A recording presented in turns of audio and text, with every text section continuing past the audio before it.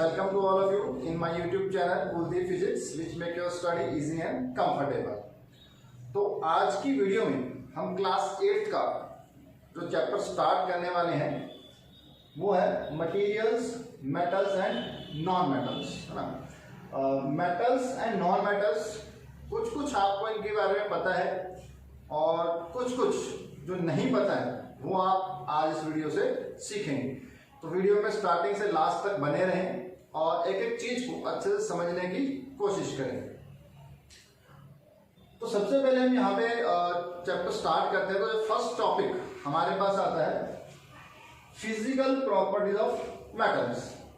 अब बेटा सबसे पहले अगर हम बात करें यहाँ पे फिजिकल प्रॉपर्टीज, अब प्रॉपर्टीज में भी हम फिजिकल प्रॉपर्टीज की बात कर रहे हैं क्योंकि प्रॉपर्टीज हमारे पास केमिकल प्रॉपर्टीज भी हो सकती है ना। तो आपको डिफरेंस करना है मेटल्स और नॉन मेटल्स के बीच, ठीक। अब वो किस बेसिस पे हो सकता है, हम दो बेसिस पे इसको स्टडी करेंगे। एक तो on the basis of physical properties और दूसरा on the basis of chemical properties. तो सबसे पहले अगर हम फिजिकल प्रॉपर्टीज की बात करें, फिजिकल प्रॉपर्टीज होती क्या है, तो बेटा ऐसी प्रॉपर्टीज जो आप बाहर से ऑब्जर्व कर सकते हो, फिजिकली देख सकते हो जो चेंजेस आ रहे हैं, जैसे कलर हो गया, शेप हो गया, है ना, उसका मेल्टिंग बॉइलिंग पॉइंट हो गया। तो ये कुछ चीजें, उसकी हार्डनेस होगी, ये कुछ चीजें आप बाहर से ऑब्जर्व कर सकते हो, फील कर सकते हो। जिन चीजों को कह सकते हो, जिन चीजों को आप फील कर सकते हो वो हमारे पास होती हैं फिजिकल प्रॉपर्टीज। तो केमिकल प्रॉपर्टीज क्या है वो हम आगे जब उस टॉपिक को पढ़ेंगे उस टाइम बात करेंगे। तो स्टार्ट करते हैं फिजिकल प्रॉपर्टीज ऑफ मेटल्स। तो मेटल्स के अंदर क्या क्या फिजिकल प्रॉपर्टीज होती हैं वो चेक करेंगे। तो हम कह सकते हैं कि जो फर्स्ट पॉइंट हमने यहाँ पे लिखा है, metals are hard to touch.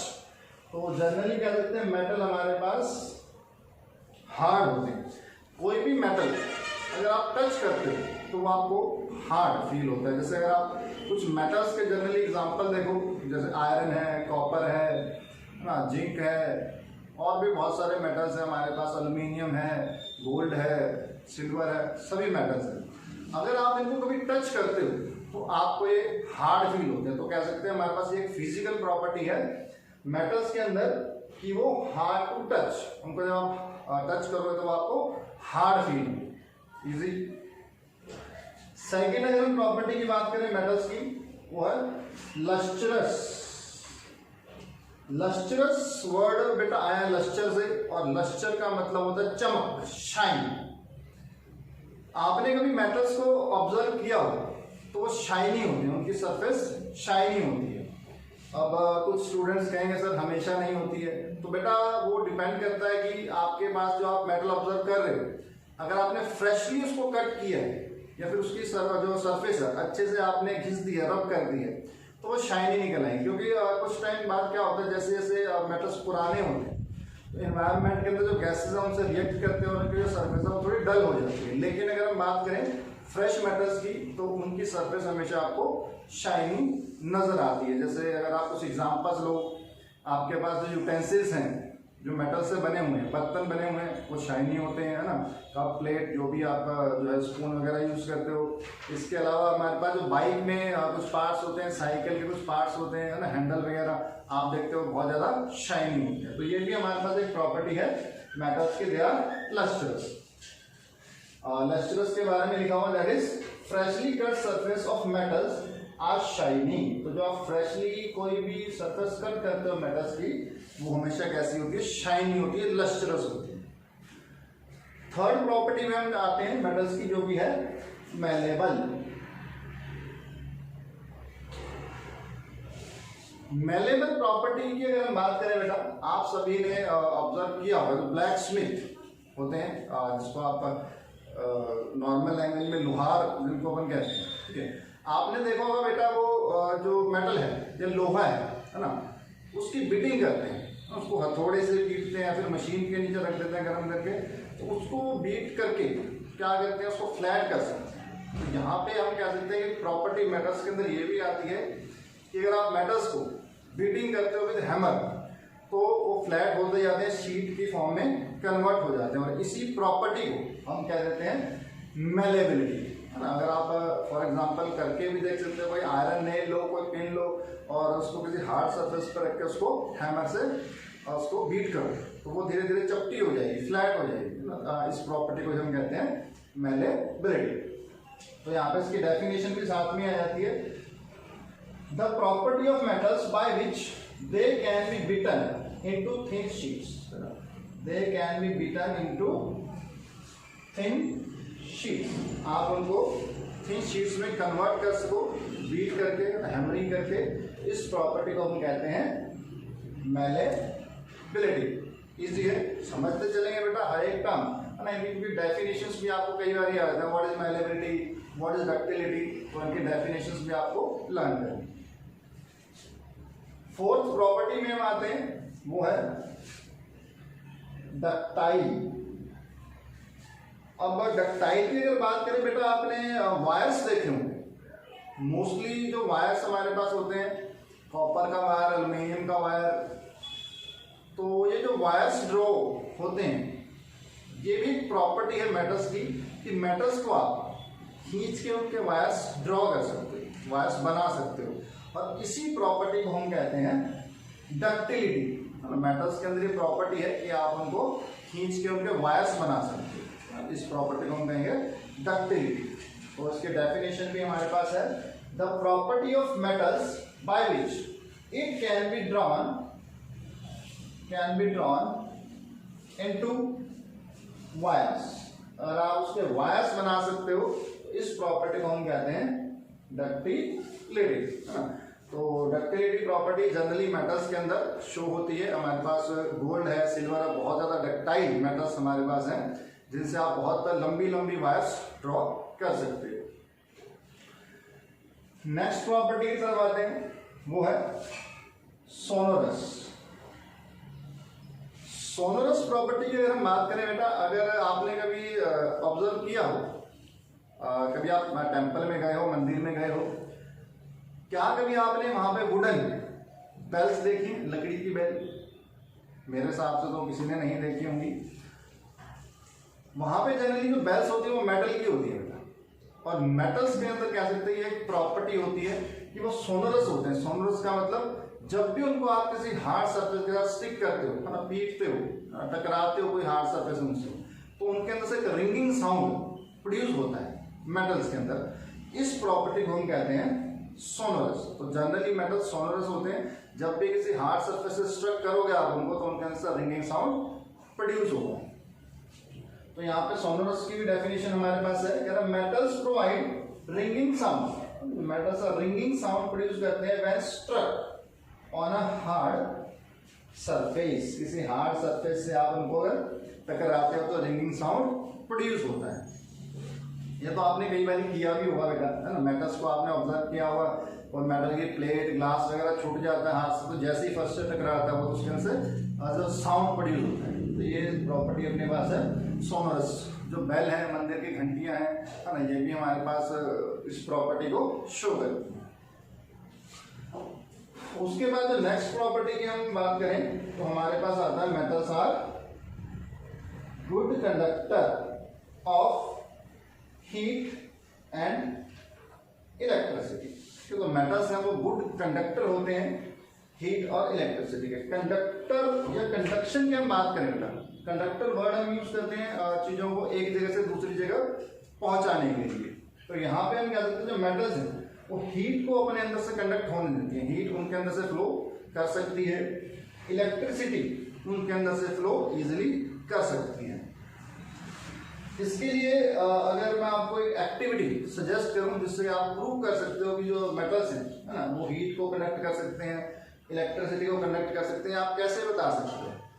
तो सबसे पहले हम हीट की बात करें, उसके लिए एक छोटी सी एक्टिविटी आप समझने की कोशिश करेंगे। अगर मान लेते हैं हमारे पास एक स्टैंड है,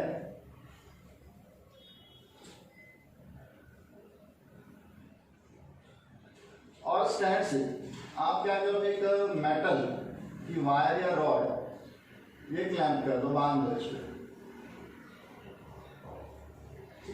बांध दी।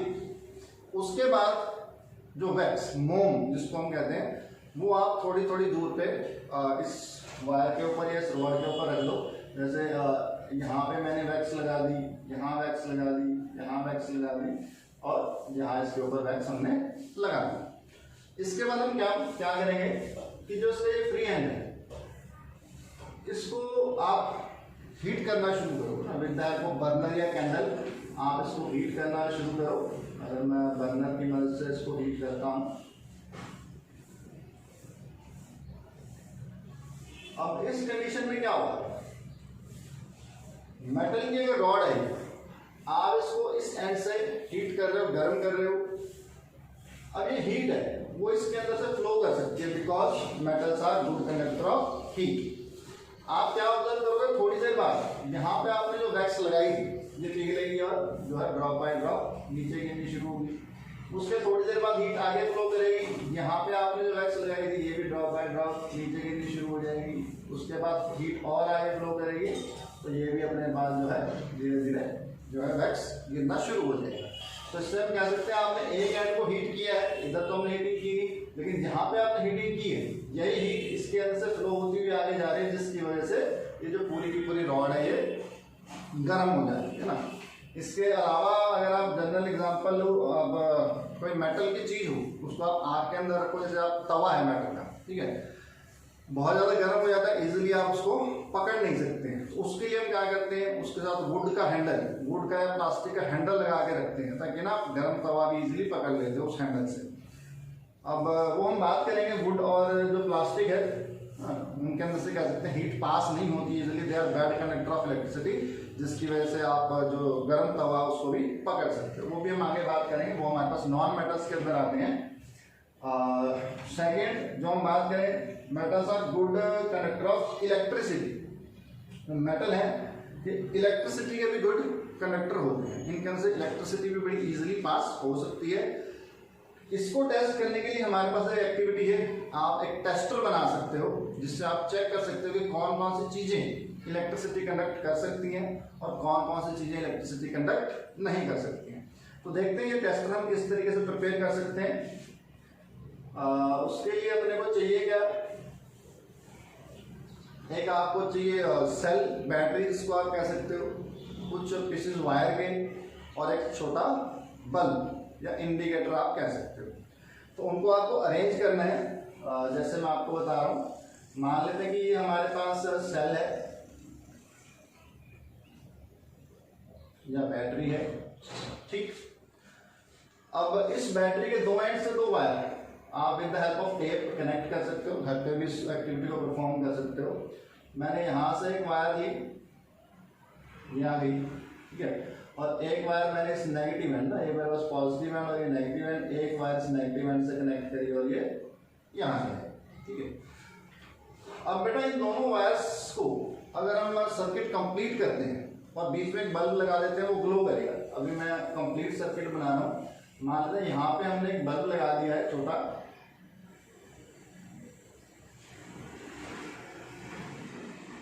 और इस सर्किट को हमने कर दिया कंप्लीट। इस केस के अंदर हम कह सकते हैं हमारे पास ये जो बल्ब है ये ग्लो कर जाएगा। क्यों? इलेक्ट्रिसिटी है, जो करंट है इस वायर के अंदर से पास होगा और ये बल्ब ग्लो कर जाएगा। तो पहली चीज तो बेटा यहीं पे हम देख सकते हैं कि अगर हमारे पास ये बल्ब ग्लो कर रहा है तो किस वजह से कर रहा है, इस वायर के अंदर से इलेक्ट्रिसिटी पास होती है। और आपने वायर्स देखे होंगे जनरली किसके बने होते हैं, मेटल के बने होते हैं ना। घरों में जो आप वायरिंग यूज करते हो अंदर से उनके मेटल या कॉपर के वायर होते हैं या एल्यूमिनियम के वायर होंगे, बाहर उनके कवरिंग होती है वो प्लास्टिक की, पीवीसी की कवरिंग होती है। वो इसलिए होती है कि अगर आप उनको टच करो ना तो आपको शॉक ना लगे, करंट ना लगे। तो ये हमारे पास सेटअप हुआ, ठीक है। अब हम क्या करते हैं, इसमें बीच में से इस वायर को कट कर देते हैं, बीच में से इस वायर को कट कर देते हैं। और यहाँ पे अगर आप चाहो तो दो छोटे छोटे क्लैंप या चिमटियाँ लगा सकते हो, नहीं लगानी है कोई बात नहीं। तो हमारे पास ये दो फ्री हैंड इसके बच गए। अब आपको करना क्या है, आपको इस फ्री हैंड पे अलग अलग चीजें लगा के देखनी है। जैसे एग्जांपल, आपने एक बार आयरन नेल ली ना, कील ली लोहे की, उसको इस और इस पॉइंट से टच करवाया आप चेक करोगे बल्ब ग्लो कर रहा है कि नहीं कर रहा। फिर आप जैसे मार्कर है ना, इसको इन दो एंड से टच करवा के देखोगे कि ये बल्ब ग्लो कर रहा है कि नहीं कर रहा है ना। तो आप अलग अलग जो भी चीज़ें, कभी स्केल ट्राई कर लिया है ना, कभी सीजर ट्राई कर ली, कुछ भी आप ट्राई कर सकते हो। और यहाँ पे इन दो एंड्स को आप टच करके देखोगे, आपको सिर्फ चेक करना है कि बल्ब ग्लो कर रहा है कि नहीं कर रहा। अब इस केस में हम कह सकते हैं कि जिन केसेस में बल्ब ग्लो करेगा उस केस में क्या है कि जो भी मटेरियल आपने यहाँ लगाया है और ये बल्ब अगर ग्लो कर गया तो मतलब उस मटेरियल के अंदर से इलेक्ट्रिसिटी कंडक्ट हो रही है, वो इलेक्ट्रिसिटी को पास होने दे रहा है, जिसकी वजह से बल्ब ग्लो कर रहा है। और जिस मटेरियल के केस में बल्ब ग्लो नहीं करता उस केस में हम कह सकते हैं जो मटेरियल आपने यहाँ पे लगाया है वो इलेक्ट्रिसिटी कंडक्ट नहीं कर रहा है। तो आप ये इस टेस्टर से ये भी फाइंड कर सकते हो कि कौन कौन सी चीजें हमारे पास इलेक्ट्रिसिटी कंडक्ट करती हैं और कौन कौन सी चीजें इलेक्ट्रिसिटी कंडक्ट नहीं करती। तो अगर आप इसको परफॉर्म करो कुछ आइटम्स लेके तो आप चेक करोगे मोस्टली जिन केसेस में हमारे पास इलेक्ट्रिसिटी कंडक्ट होती है वो चीजें हमारे पास होती है मेटल्स। तो मेटल्स जब भी आप यहाँ पे कोई मेटल की चीज लगाओगे तो ये बल्ब ग्लो कर जाएगा ना। तो यहाँ से हम कह सकते हैं metals are good conductor of electricity. इसके बाद में इसका एक एग्जांपल और हम लेते हैं। जैसे बेटा आपने इलेक्ट्रिशियंस को देखा हो जब वो बिजली की तारें रिपेयर करते हैं या फिर कोई भी लाइट से रिलेटेड, बिजली से रिलेटेड वर्क करते हैं, उनके पास कुछ इंस्ट्रूमेंट होते हैं जैसे स्क्रू ड्राइवर।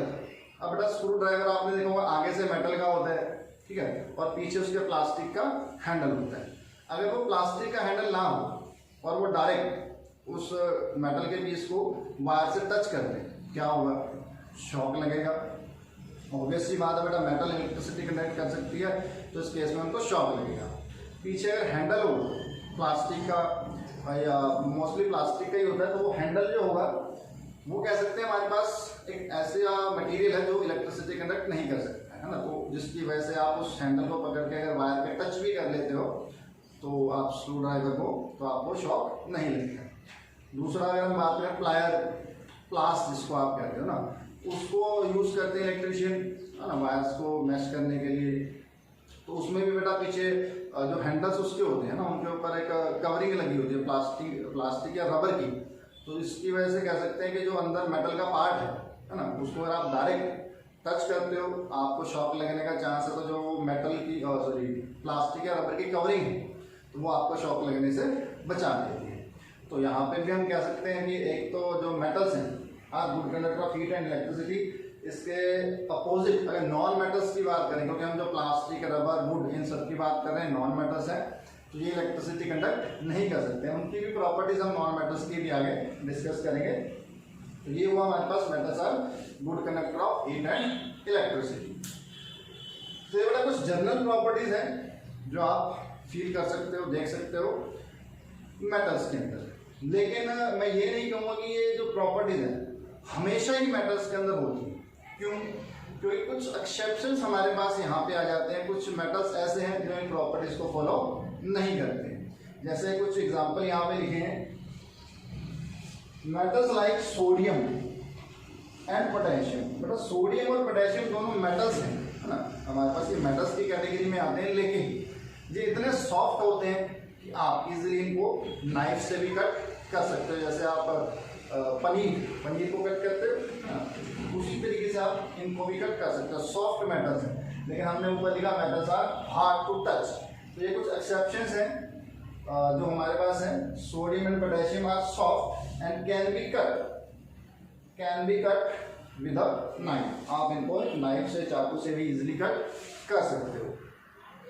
इसके बाद अगर हम मेटल्स की बात करें, जनरली सॉलिड होते हैं हमारे पास मेटल्स ना। आपने देखा होगा सॉलिड लिक्विड गैस आपने पढ़ा होगा। जो सॉलिड है मेटल्स जनरली सॉलिड स्टेट में पाए जाते हैं। इसमें भी एक एक्सेप्शन हमारे पास आती है, वो है मरकरी है ना। तो मरकरी एक ऐसा मेटल है जो रूम टेम्परेचर मतलब नॉर्मल टेम्परेचर पे आपको लिक्विड स्टेट में मिलता है। वैसे मेटल सॉलिड्स होते हैं, लेकिन अगर आप मरकरी को देखोगे वो एक ऐसा अकेला मेटल है जो रूम टेम्परेचर पे आपको लिक्विड स्टेट के अंदर मिलता है। इसको आप याद भी कर लें, कई बार क्वेश्चन पूछा जाता है which metal is liquid at room temperature, तो आपका आंसर होना चाहिए मरकरी। ठीक है, तो mercury is the only metal, सिर्फ एक ऐसा मेटल है which is found in the liquid state, ये आपको लिक्विड स्टेट में मिलता है एट रूम टेम्परेचर। तो नॉर्मल टेम्परेचर में जो रूम टेम्परेचर हमारे पास होता है उसमें मरकरी आपको लिक्विड स्टेट के अंदर मिलता है। इसके अलावा बेटा यहाँ पे एक बात और डिस्कस कर लेते हैं। अगर मेटल्स की बात करते हैं तो मरकरी, अगर आपसे क्वेश्चन पूछ लिया जाता है which non metal is found in liquid state at room temperature, तो हमारे पास एक नॉन मेटल भी ऐसा है जो रूम टेम्परेचर पे अपने को लिक्विड स्टेट में मिलता है, जो कि है ब्रोमाइन। ठीक है, तो ब्रोमीन हमारे पास एक ऐसा नॉन मेटल है, वो नॉन मेटल है जो लिक्विड स्टेट में मिलेगा एट रूम टेम्परेचर। और अगर मेटल पूछा जाए तो अपने पास है मरकरी। ठीक, तो ये बेटा कुछ फिजिकल प्रॉपर्टीज हमारे पास हुई मेटल्स की। अब साथ ही हम डिस्कस कर लेते हैं कि जो नॉन मेटल्स है उनके अंदर क्या क्या फिजिकल प्रॉपर्टीज अपने पास होती हैं। तो अब हम बात करते हैं physical properties of non metals.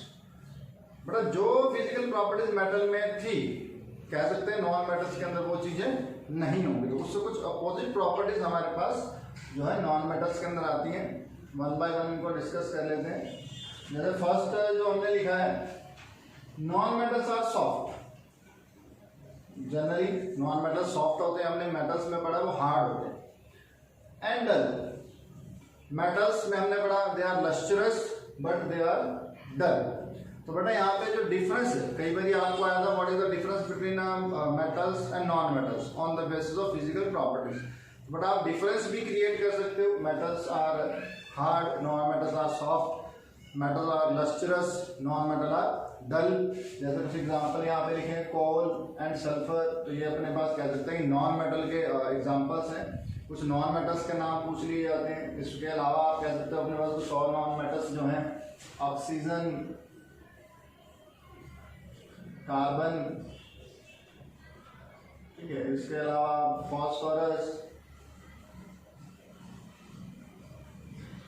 और भी बहुत सारे हैं। आपको कुछ के नाम हाइड्रोजन, ये सारे अपने पास नॉन मेटल्स में आते हैं। कोल, सल्फर सब नॉन मेटल्स हैं। तो फर्स्ट जो प्रॉपर्टी नॉन मेटल्स की बात करें, there are soft and dull. Second, non metals are generally brittle. Metals में हमने बात की they are ductile, they are malleable. Ductility और मेलेबिलिटी दोनों होती है मेटल्स के अंदर। तो मेटल्स को बेटा अगर आप हैमरिंग करते हो उनके लिए शीट्स बना सकते हो, खींचते हो उनकी वायर्स बना सकते हो, तो वो मेलेबल और डक्टाइल है। लेकिन नॉन मेटल्स आर ब्रिटल, ये उनकी उनसे अपोजिट प्रॉपर्टी है। ब्रिटल मटेरियल बेटा कह सकते हैं वो मटेरियल होते हैं जब आप उनकी हैमरिंग करो तो वो स्मॉल स्मॉल पीसेस में ब्रेक डाउन हो जाए, अगर उनका पाउडर बन जाए। ठीक है, इस प्रॉपर्टी को अपन कहते हैं ब्रिटलनेस। तो non metals are generally brittle, that is they break down into a powdery mass on tapping with the hammer। तो अगर आप इनके ऊपर हैमर मारते हो ना, तो ये या तो छोटे छोटे पीसेस में ब्रेक डाउन हो जाएंगे, फिर पाउडरी मास इनका बन जाएगा। जैसे अगर आप किसी कोल के पीस को लो, उसके ऊपर आप हैमर मारो तो पाउडर बन जाएगा। सिमिलरली अगर ग्लास की बात करें तो ग्लास को आप हैमरिंग करते हो तो वो स्मॉल स्मॉल पीसेस में ब्रेक डाउन हो जाता है। तो इस प्रॉपर्टी को हम कहते हैं ब्रिटलनेस। तो metals, non metals are generally brittle. Metals में हमने पढ़ा दे आर सोनरस, तो नॉन मेटल्स में हम लिख सकते हैं दे आर नॉट सोनरस। ये सोनरस नहीं होते हैं, इनके अंदर से रिंगिंग साउंड प्रोड्यूस नहीं होता है। फॉर एग्जांपल अगर बेटा आप किसी रूम में हैं और वहां पे आपकी जेब से कॉइन गिरता तो उससे रिंगिंग साउंड प्रोड्यूस होता है, फटाफट सबको पता लग जाता है कि कॉइन गिरे। ठीक है, इसके अलावा अगर आपके पॉकेट से, जैसे कि अगर मैं बात करूं कोई कोल, आपका पर्स गिरे है ना, या फिर आप कह दो बुक गिरे, कॉपी गिरे है ना, या फिर आप कोई कोल का पीस आप ड्रॉप करो नीचे, तो उससे रिंगिंग साउंड इतना प्रोड्यूस नहीं होता है। तो हम कह सकते हैं कि जो नॉन मेटल्स हैं दे आर नॉट सोनरस, इनसे रिंगिंग साउंड प्रोड्यूस नहीं होता। आप स्कूल बेल की बात करते हो, आपके स्कूल में ही आपने देखा होगा जो बेल है उसमें आयरन या फिर आप कह दो कोई भी मेटल की चीज होती है और उसको आप स्ट्रक करते हो विद हैमर, तो एक रिंगिंग साउंड प्रोड्यूस होता है, पूरे स्कूल में बेल सुनाई देती है। अगर उसकी जगह कोई लकड़ी का पीस लटका दे, वुड लटका दे और उसको स्ट्रक किया जाए तो उसकी जो आवाज है रिंगिंग नहीं होगी, साउंड प्रोड्यूस नहीं होगा, सबको सुनाई नहीं देगा। इसके अलावा बात करें they are poor conductor of heat and electricity. तो इनसे हीट और इलेक्ट्रिसिटी भी इजीली पास नहीं होती। जैसा कि हमने बात की थी, आपके पास जो कुकिंग यूटेंसिल्स हैं, कुकर है, तवा है, मेटल के होते हैं, ये हीट को पास कर सकते हैं। अगर इनके मेटल का ही हैंडल लगा हो तो बेटा आप जब उसको पकड़ोगे तो बहुत ज़्यादा गर्म हो, तो हम क्या करते हैं, उनके ऊपर प्लास्टिक का या वुड का हैंडल लगा देते हैं, क्योंकि वो नॉन मेटल्स में आते हैं, वो पुअर कंडक्टर है हीट और इलेक्ट्रिसिटी के ना, तो जिसकी वजह से जो हीट है वो आपके हाथों तक नहीं पहुंचती और आप इजीली गर्म जो बर्तन है, यूटेंसिल्स हैं, उनको उठा सकते हैं। साथ ही बात करें यार पुअर कंडक्टर ऑफ इलेक्ट्रिसिटी, इनके अंदर से इलेक्ट्रिसिटी भी पास नहीं होती। ये आपने जनरली सुना होगा, जो वायर्स वगैरह हैं या किसी को करंट लगा हो तो आप लकड़ी अगर उस पर टच करते हो किसी वायर पे, है ना, तो आपको करंट नहीं लगता, लेकिन लकड़ी की जगह आप कोई मेटल की चीज टच करो आपको शॉक लगेगा। यहाँ पे बेटा एक मैं चीज बता दूं, कई बार क्या होता है कि जैसे आप सोचते हैं would is a bad conductor of electricity, है ना, आप टच करते हो करंट नहीं लगता है, लेकिन बेटा उसमें भी एक कंडीशन है कि जो वुड है एकदम ड्राई होनी चाहिए, सूखी होनी चाहिए, है ना। कई बार क्या होता है कि अगर वुड के अंदर वाटर कंटेंट है ना, अगर वो गीली है तो अगर आप उसको वायर से टच करो तो आपको शॉक लगने का चांस है, क्योंकि जो वाटर है ना, जो हमारे पास वाटर है, ये भी इलेक्ट्रिसिटी को कंडक्ट कर सकता है। वो हम किसी और टॉपिक में डिस्कस करेंगे। अब जैसे बेटा हमने मेटल्स की कुछ एक्सेप्शंस पढ़ी कि मेटल्स के अंदर हमने पढ़ा जो मर्करी है वो लिक्विड रहता है, रूम टेम्परेचर, सोडियम पोटेशियम है वो सॉफ्ट होते हैं। सिमिलरली हमारे पास कुछ नॉन मेटल्स भी हैं जो कुछ अलग बिहेवियर शो करते हैं। जैसे अगर हम बात करें डायमंड की, है ना, डायमंड वैसे तो बात की एक नॉन मेटल है, और नॉन मेटल को हमने कहा यार सॉफ्ट, बट डायमंड एक ऐसा सब्सटेंस है जो सबसे हार्डेस्ट, है ना, हमारी अर्थ के ऊपर जो माना जाता है नॉन सब्सटेंस है वो है diamond. Diamond is a non metal which is hardest substance. तो ये कुछ अलग प्रॉपर्टी शो कर रहा है नॉन मेटल से। इसके अलावा हमने कहा जो नॉन मेटल्स है पुअर कंडक्टर ऑफ इलेक्ट्रिसिटी, लेकिन एक हमारे पास नॉन मेटल है ग्रेफाइट, है ना, is a non metal which can conduct electricity. तो ग्रेफाइट आपने देखा होगा बेटा, जो आपकी पेंसिल होती है उसका जो लिड होता है अंदर जिससे आप लिखते हो, उसके अंदर से इलेक्ट्रिसिटी पास हो सकती है। तो इन प्रॉपर्टीज के हिसाब से बेटा अगर आप देखा जाए, अगर आपको कहा जाए कि सिर्फ क्या आप फिजिकल प्रॉपर्टीज के ऊपर बेस्ड मेटल्स और नॉन मेटल्स या मटेरियल्स को क्लासिफाई कर सकते हो कि ये मेटल है या ये नॉन मेटल है, कर सकते हैं कुछ हद तक, लेकिन कुछ हद तक कह सकते हैं कुछ एक्सेप्शंस भी हमारे पास है। सभी मेटल्स की जो हमने फिजिकल प्रॉपर्टी पढ़ी है उनको शो नहीं करते हैं, और सभी नॉन मेटल्स जो हमने नॉन मेटल्स की प्रॉपर्टीज लिखी है उनको शो नहीं करते हैं। तो हमारे पास एक तरीका और है इनको क्लासिफाई करने का, है ना। मोर एक्यूरेटली हम जो क्लासिफाई कर सकते हैं मेटल्स और नॉन मेटल्स को, वो है उनकी केमिकल प्रॉपर्टीज से।